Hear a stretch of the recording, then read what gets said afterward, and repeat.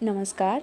आज हम जानेंगे जब प्रेगनेंसी के दौरान ब्लड शुगर बढ़ जाती है तो क्या नुकसान पहुंचाती है और बच्चे पर इसका क्या प्रभाव पड़ता है। यानी जब प्रेगनेंसी के हार्मोन की वजह से मां की ब्लड शुगर बढ़ जाती है तो उसे जेस्टेशनल डायबिटीज़ कहते हैं।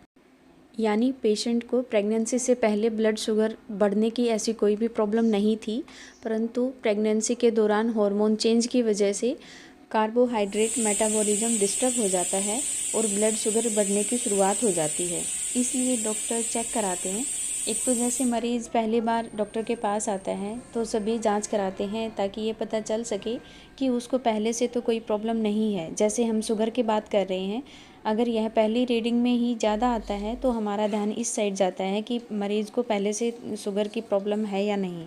तो उसको क्लियर करने के लिए जीटीटी कराते हैं, जो एक बिल्कुल खाली पेट होता है, फिर खाना खाने के घंटे बाद होता है, फिर कुछ मीठा खा के उसके घंटे बाद फिर कराते हैं। या फिर इसके लिए HbA1c टेस्ट किया जाता है, जिसमें पूरा 3 महीने का रिकॉर्ड पता चल जाता है।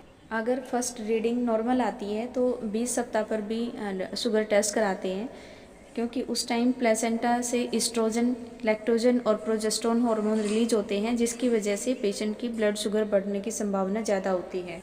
हमारी बॉडी में इंसुलिन आता कहाँ से है? जो ये पैनक्रियाज है, इसमें इंसुलिन का प्रोडक्शन होता है और वो हमारे ब्लड में सर्कुलेट होता है। परंतु जब प्रेगनेंसी होती है तो प्रेगनेंसी की वजह से हार्मोन इम्बैलेंस हो जाते हैं और हमारा मेटाबॉलिज्म स्लो हो जाता है, जिसकी वजह से इंसुलिन का प्रोडक्शन ज़्यादा हो जाता है और वह हमारे ब्लड में सर्कुलेट हो जाता है।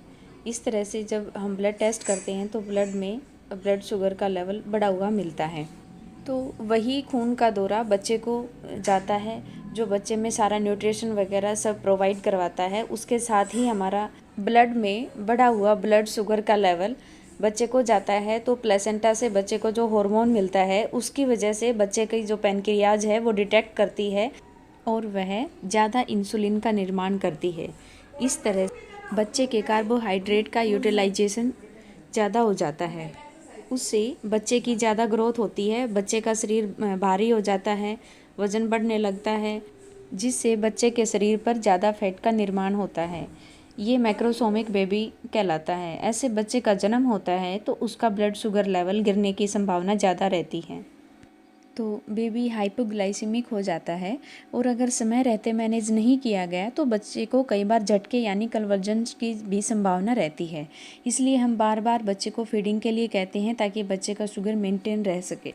अब हम जानेंगे इससे मदर को क्या क्या कॉम्प्लिकेशंस फेस करनी पड़ती हैं। बच्चे का साइज़ ज़्यादा होने की वजह से सी सेक्शन से डिलीवरी होती है। बच्चे की फीडिंग का बहुत ध्यान रखना पड़ता है ताकि बच्चे का ब्लड शुगर डाउन ना जाए, जिससे बच्चे को कोई झटके वटके ना आए। हाई ब्लड शुगर की वजह से स्टिल बर्थ भी हो सकता है, क्योंकि अगर मदर का ब्लड शुगर ज़्यादा होता है तो उसमें पॉलीहाइड्रोमिनोज की ज़्यादा संभावना होती है। यानी बच्चे के आसपास पानी का प्रोडक्शन ज़्यादा होता है, जिसमें बच्चा फ्लोट करता है और बच्चे की ग्रोथ रुक जाती है और पानी ज़्यादा बढ़ता चला जाता है। अब आप इमेज में देख रहे हैं कि जो इंटरनल ब्लीडिंग होती है ये भी इसी की वजह से हो सकती है, या ज़्यादा पानी की वजह से पहले लीकिंग हो जाती है, यानी पानी छूट जाता है और समय से पहले डिलीवरी हो जाती है, जिससे बच्चे को या तो नर्सरी में रखना पड़ता है या फिर बच्चा सर्वाइव करने लायक नहीं रहता। इससे किडनी भी ख़राब हो सकती है या किडनी से जुड़ी समस्याएं शुरू हो सकती हैं। दिल का दौरा पड़ सकता है। इसे पैरों में झंझनाहट, हाथों में झंझनाहट, सूनपन, ऐसी समस्या भी फेस करनी पड़ती हैं। इससे हमारी रोग प्रतिरोधक क्षमता कम हो जाती है, नसों की प्रॉब्लम हो जाती है, जो डायबिटिक न्यूरोपैथी बोलते हैं। अगर शुगर लेवल बहुत बढ़ा हुआ रहता है और कोई मेडिसिन वगैरह का स्टार्ट नहीं की जाती है तो इससे कई बार हमारा विजन भी चला जाता है, यानी आंखें ख़राब हो जाती हैं। ब्लड शुगर को कंट्रोल करने के लिए टिप्स भी जानेंगे, लेकिन उससे पहले हम इसके लिए रिस्क फैक्टर देख लेते हैं।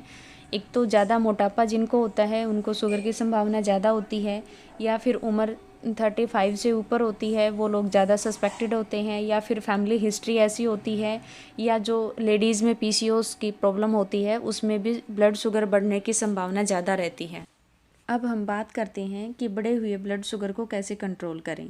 इसके लिए हमें सबसे पहले डाइट पर ध्यान देना होगा।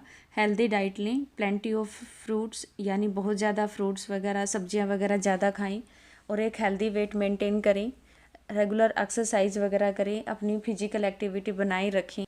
खाने में केला, सेब, संतरा, ब्रोकली आदि ज़्यादा लें। कच्चे फल व सब्जियां ज़्यादा खाएं। गेहूं से बने हुए प्रोडक्ट ज़्यादा लें। शकरकंद वगैरह ले सकते हैं। ब्लड शुगर की समय समय पर जांच कराएं।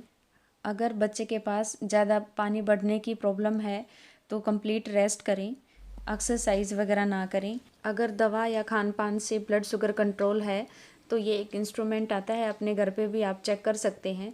अगर शुगर बढ़ा हुआ लगता है तो तुरंत डॉक्टर से जाकर मिलें। स्ट्रेस लेवल कम करें, पानी खूब पिएं, चाय कॉफ़ी ना लें। और अगर एक्सरसाइज वगैरह की आपको आदत है तो धीरे धीरे अपनी कैपेसिटी बढ़ाएं। कुछ आइसोमेट्रिक एक्सरसाइज होती हैं, जैसे आपको मैंने पिक्चर में दिखाया है। ऐसे आप 1 kg वेट दोनों हाथों में ले सकते हैं और धीरे धीरे इसको अपने कंधे तक लेके आइए। ये एक्सरसाइज आप बैठकर या खड़े होकर भी कर सकते हैं, बहुत कंफर्टेबल है। अगर कोई प्रॉब्लम होती है तो तुरंत डॉक्टर से मिलें या अपनी समय समय पर जांच कराते रहें। डॉक्टर ने आपको जो भी मेडिसिन प्रिस्क्राइब की है, मेटफॉर्मिन या इंसुलिन इंजेक्टेबल वगैरह, वो समय पर लें। केक, पेस्ट्री, आइसक्रीम वगैरह ना लें और फ्रिज में रखी हुई ठंडी चीज़ें। Thank you.